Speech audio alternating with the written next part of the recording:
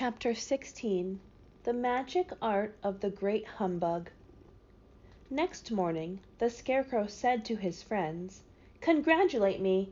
I am going to Oz to get my brains at last. When I return, I shall be as other men are." "I have always liked you as you were," said Dorothy simply. "It is kind of you to like a scarecrow," he replied, "but surely you will think more of me when you hear the splendid thoughts my new brain is going to turn out." Then he said good-bye to them, all in a cheerful voice, and went to the throne room, where he rapped upon the door. "Come in," said Oz. The Scarecrow went in and found the little man sitting down by the window, engaged in deep thought. "I have come for my brains," remarked the Scarecrow a little uneasily. "Oh, yes. Sit down in that chair, please," replied Oz. "You must excuse me for taking your head off, but I shall have to do it in order to put your brains in their proper place." "That's all right," said the Scarecrow. "You are quite welcome to take my head off, as long as it will be a better one when you put it on again." So the Wizard unfastened his head and emptied out the straw. Then he entered the back room and took up a measure of bran, which he mixed with a great many pins and needles. Having shaken them together thoroughly, he filled the top of the Scarecrow's head with the mixture, and stuffed the rest of the space with straw to hold it in place. When he had fastened the Scarecrow's head on his body, he said to him, "Hereafter you will be a great man, for I have given you a lot of brand new brains." The Scarecrow was both pleased and proud at the fulfillment of his greatest wish, and having thanked Oz warmly, he went back to his friends. Dorothy looked at him curiously. His head was quite bulging out at the top with brains. "How do you feel?" she asked. "I feel wise, indeed," he answered earnestly. "When I get used to my brains, I shall know everything."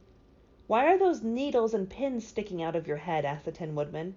"That is proof that he is sharp," remarked the Lion. "Well, I must go to Oz and get my heart," said the Woodman. So he walked to the throne room and knocked at the door. "Come in," called Oz, and the Woodman entered. He said, "I have come for my heart." "Very well," answered the little man, "but I shall have to cut a hole in your breast so I can put your heart in the right place. I hope it won't hurt you."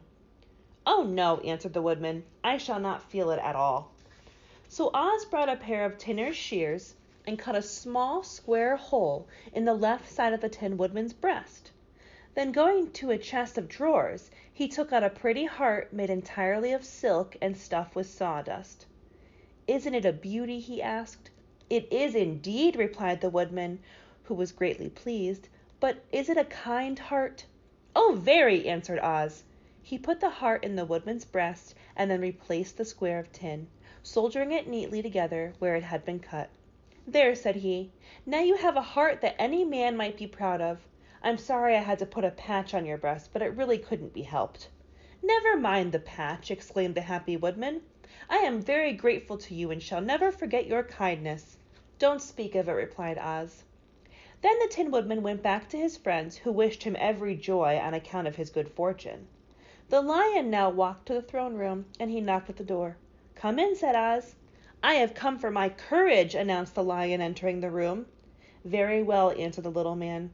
"I will get it for you." He went to a cupboard and, reaching up to a high shelf, took down a square green bottle, the contents of which he poured into a green gold dish, beautifully carved. Placing this before the Cowardly Lion, who sniffed at it as if he did not like it, the Wizard said, "Drink." "What is it?" asked the Lion. "Well," answered Oz, "if it were inside of you, it would be courage. You know, of course, that courage is always inside one, so that this really cannot be called courage until you have swallowed it. Therefore I advise you to drink it as soon as possible." The Lion hesitated no longer, but drank till the dish was empty. "How do you feel now?" asked Oz. "Full of courage," replied the Lion, who went joyfully back to his friends to tell them of his good fortune. Oz, left to himself, smiled to think of this success in giving the Scarecrow and the Tin Woodman and the Lion exactly what they thought they wanted. "How can I help being a humbug," he said, "when all these people make me do things that everybody knows can't be done?" It was easy to make the Scarecrow and the Lion and the Woodman happy because they imagined I could do anything. But it will take more than imagination to carry Dorothy back to Kansas, and I'm sure I don't know how it can be done.